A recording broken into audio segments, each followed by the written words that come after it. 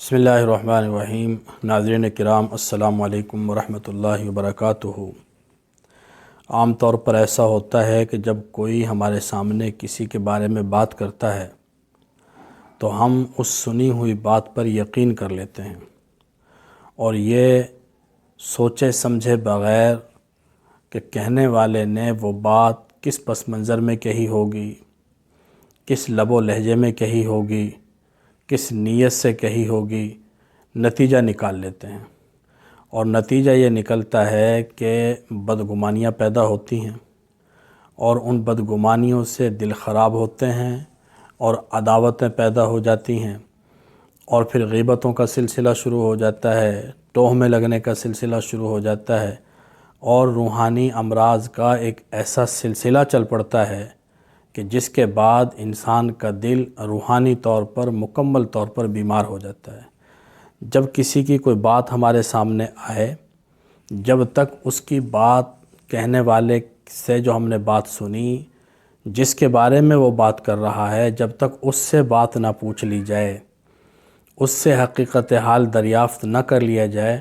اس وقت تک اس سے کوئی نتیجہ نہیں نکالنا چاہیے۔ اور بالخصوص اگر وہ منفی بات ہے تو منفی بات کو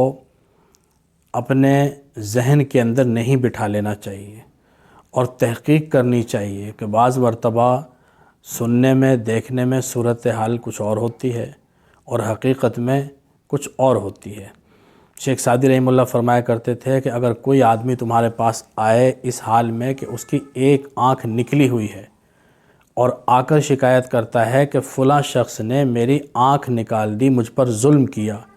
تو اس وقت تک اس کی بات کو تسلیم نہ کرو جب تک اس سے پوچھ نہ لو جس کے بارے میں یہ بات کر رہا ہے۔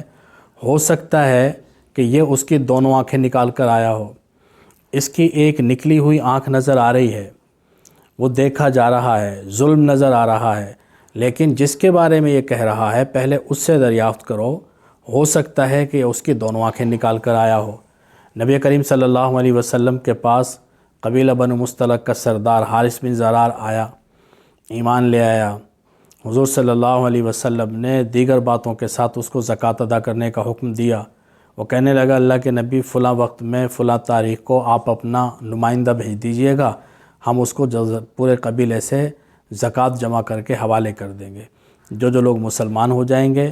ان کی زکوٰۃ جمع ہو جائے گی، ہم آپ کے ایلچی کے حوالے کر دیں گے۔ حضور صلی اللہ علیہ وسلم نے وقت مقرر پر ولید بن عقبہ رضی اللہ تعالیٰ عنہ کو زکوٰۃ وصول کرنے کے لیے بھیجا۔ یہ ولید بن عقبہ اور قبیلہ بنو مستلق کے درمیان زمانہ جاہلیت میں دشمنی تھی، ان کی لڑائیاں ہوتی رہیں، تو ان کے دل کے اندر راستے میں بدگمانی پیدا ہوئی کہ اس قبیلے کے لوگ اس پرانی دشمنی کی وجہ سے کہیں مجھ سے بدلہ نہ لینے پر آمادہ ہو جائیں۔ اب یہ راستے کے اندر سوچتے جا رہے ہیں، یہی غور و فکر کرتے جا رہے ہیں، حتیٰ کہ اس کے مقام کے قریب پہنچتے پہنچتے ان کے دل کے اندر یہ خیال مکمل طور پر بیٹھ گیا اور اس نے یقین کی صورت اختیار کر لی کہ یہ ضرور مجھ پر حملہ کریں گے۔ ادھر سے وقت مقرر پر حارث بن زرار اپنے قبیلے کے لوگوں کو لے کر حضور صلی اللہ علیہ وسلم کے نمائندے کا استقبال کرنے کے لیے آئے اور زکوٰۃ کا مال بھی لے آئے کہ وہ آئیں گے تو ان کو زکوٰۃ کا مال سپرد کر دیں گے۔ انہوں نے جب ان کو باہر نکلے ہوئے دیکھا اور دل میں خیال جمایا ہوا تھا تو وہیں سے واپسی کر لی اور حضور صلی اللہ علیہ وسلم کو آ کر بتایا، اللہ کے نبی، وہ تو میرے قتل کے در پہ ہو گئے اور زکوٰۃ دینے سے انکار کر دیا۔ حضور صلی اللہ علیہ وسلم نے اتنے بڑے صحابی کی بات کو قرائن کی وجہ سے، شکوک و شبہات کی وجہ سے قبول نہیں کیا۔ حالانکہ صحابی رسول ہیں، لیکن حضور کو کچھ شک پیدا ہو رہا تھا، کچھ شکوک پائے جاتے تھے کہ بھلا ایسا کیسے ہو سکتا ہے۔ اس لیے پہلے آپ نے خالد بن ولید رضی اللہ تعالیٰ کو تحقیق حال کے لیے بھیجا، اور جب وہاں گئے تحقیق کی تو پتہ چلا کہ وہ تو مال ادا کرنے کے لیے آئے ہوئے تھے، ان کو مارنے کا قطعاً کوئی ارادہ نہیں تھا۔ تو اللہ رب العزت نے آیت مبارکہ نازل فرمائی کہ اگر تمہارے پاس کوئی فاسق کوئی خبر لے کر آئے تو جب تک اس کی تصدیق نہ کر لو اس پر عمل نہ کرو، جب تک اس کی تصدیق نہ کر لو اس پر عمل نہ کرو۔ ایسا نہ ہو کہ تم شرمندہ ہونا پڑے تمہیں اور تم کسی نقصان میں پڑ جاؤ۔ اللہ رب العزت نے فرمایا کہ اگر کوئی فاسق تمہارے پاس خبر لے کر آئے تو اس کی تصدیق کر لو،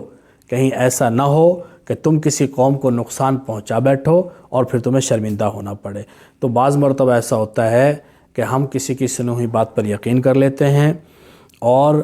جس کے بارے میں وہ بات کہی گئی ہے اس سے ہم دریافت نہیں کرتے جب تک دونوں فریقوں کی بات نہ سن لی جائے۔ بدگمانی کے جتنے مرضی اسباب پائے جاتے ہوں ان پر یقین نہیں کرنا چاہیے۔ اللہ تعالی ہمیں عمل کی توفیق نصیب فرمائے۔ وما علینا الا البلاغ۔